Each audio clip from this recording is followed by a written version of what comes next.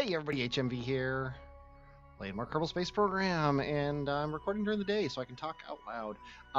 This is not Ike, this is Midmus, but this looks a lot like the lander I sent to Ike, except for it has much smaller fuel tanks.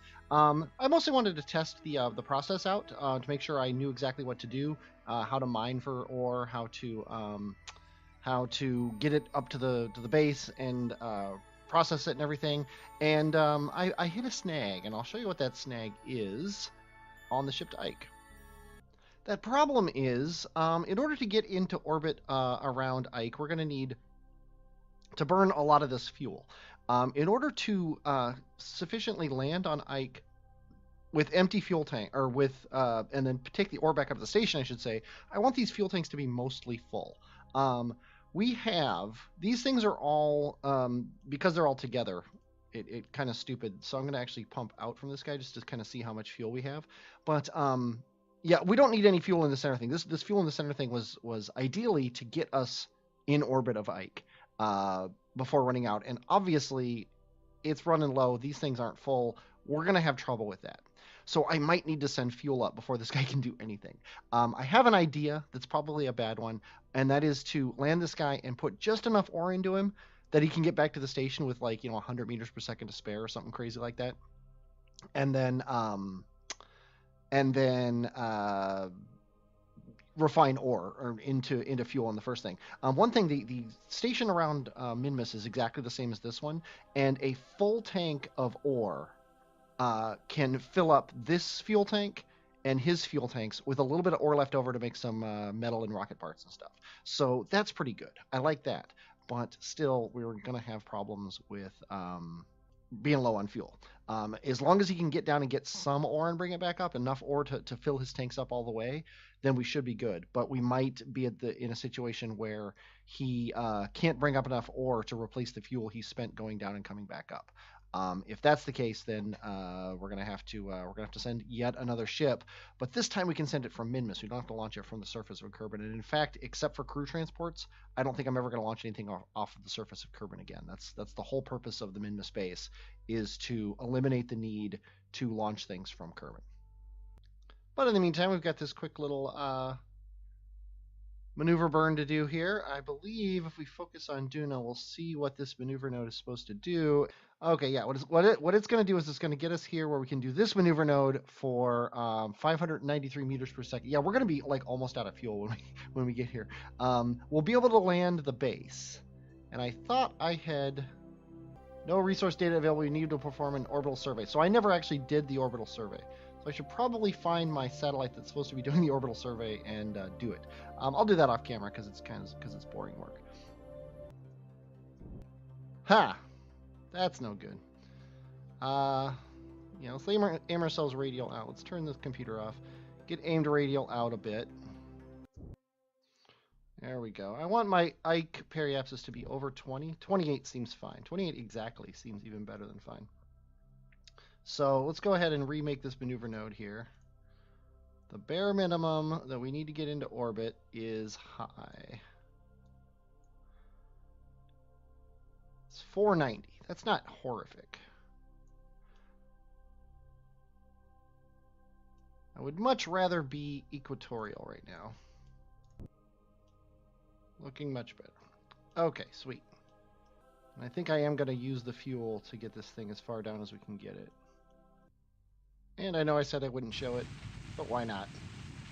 It's getting into equatorial orbit. This thing wasn't in equatorial orbit. This is getting it into a polar orbit. It's only a couple hundred meters per second, and I've got it.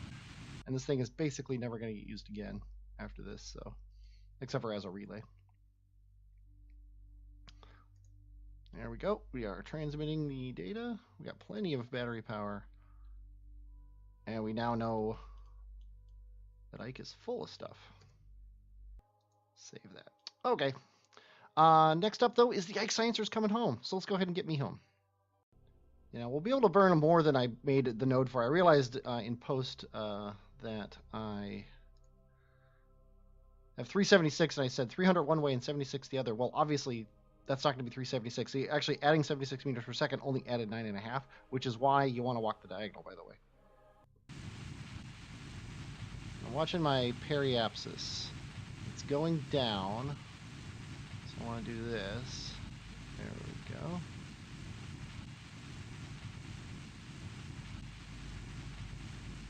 Actually, wait, no, I want to do it this way. Now it's going back up.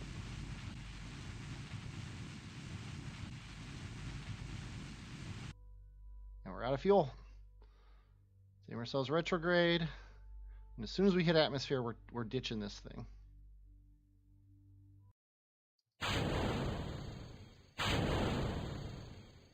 And this is enabled. Might as well close this thing.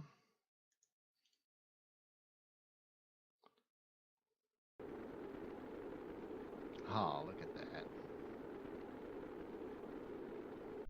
And of course I managed to break the antenna anyway, but oh well. See where we are. Kerwin's Highlands. We've been here before, so let's recover. And 805 science. We got tons more at Minmus than we got at Duna, but we were a lot more studious at Minmus. And amusingly, we don't actually need to spend much of it. The only thing I really want that I don't have is probably the bigger wheels. And maybe the cupola would be nice. The big heat shield for Eve. But that's about it. Maybe nukes eventually. But none of this stuff is really huge. This would be nice. It would have been nice launching the Duna ship, but we don't need it anymore. Maybe more science, but do we really need more science? Yeah, I think I'm going to hold off on it until I need it. Here we come to Ike in its pink glory.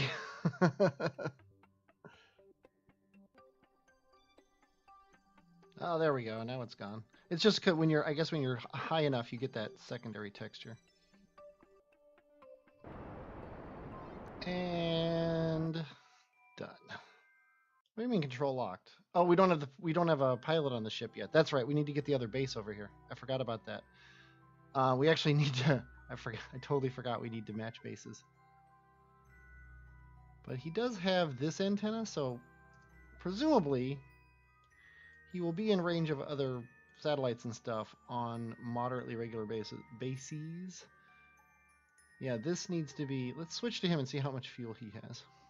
He has none fuel. So any docking is going to be to this guy, not with this guy, unless we. Yeah, this was potentially a mistake.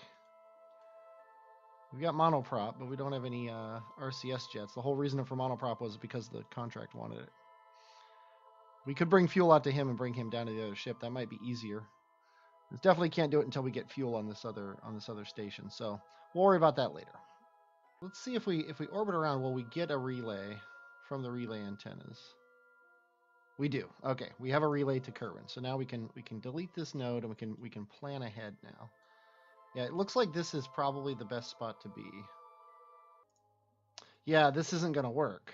We're going to need that other station, which doesn't have fuel in it. And yeah, so we need more fuel. I just realized that. We can land this thing, but we can't do anything more than that. Let's put Clayton in the ground base. Actually, let's put him in here and then train him up.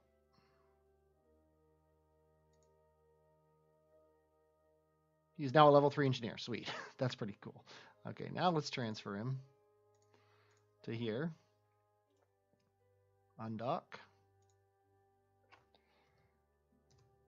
Still have CurbNet access. So right around here. We of course need to make sure when we burn that we don't hit our other ship. Looks like we'll be fine. Also should probably extend one of these solar panels just to make sure we don't run out of gas. Kerwin, I should say. I think we have enough electric charge that we can close this solar panel now.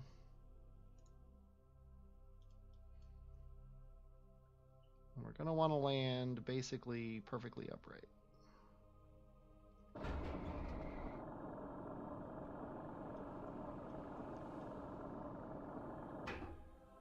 I landed the ship on Minmus with no problems.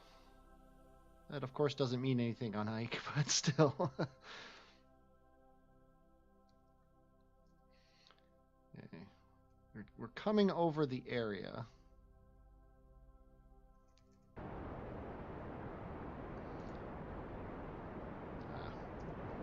I'm going to delete the maneuver node so we get our better burn time estimation here. As long as we land anywhere in here, we should be fine.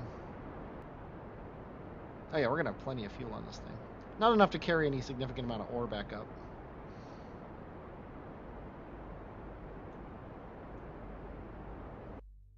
There we go.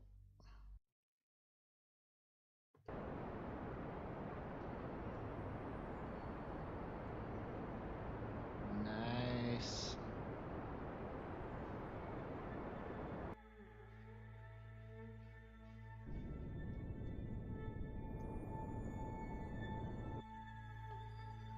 Not a bad landing spot. When it all comes down to it, let's extend the drills. And we are getting ore. Now our load is terrible, but the ore rate is 7%. That's really good, actually. I'm happy with 7%. But that's all we're going to do. That's all Clayton's going to do, is he's going to land here, and now he's going to wait for more fuel to show up. And I think we're going to do that in another episode. I'm going to end the episode here because I got stuff to do. I hope you enjoyed watching this. I definitely enjoyed playing it. I'm HMV, and I will, as always... Where's Duna? I can't get it in the station at the same time. Oh well. But I'll talk at you later.